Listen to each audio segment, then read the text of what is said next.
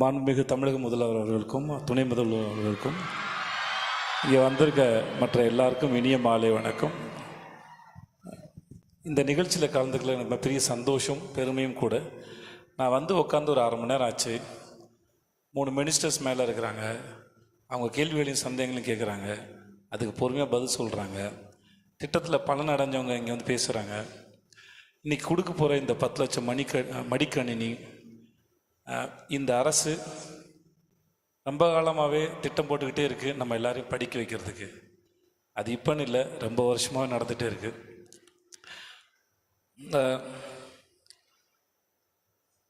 வேறு என்ன கொடுக்கறத விட நம்முடைய அடுத்த தலைமுறைகளுக்கு கல்வியை கொடுக்கறது எவ்வளோ அவசியம்.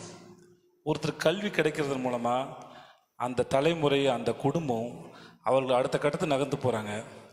அதுக்கு மிக முக்கியமான பங்கு இந்த அரசு மறுபடியும் செஞ்சுக்கிட்டே இருக்காங்க.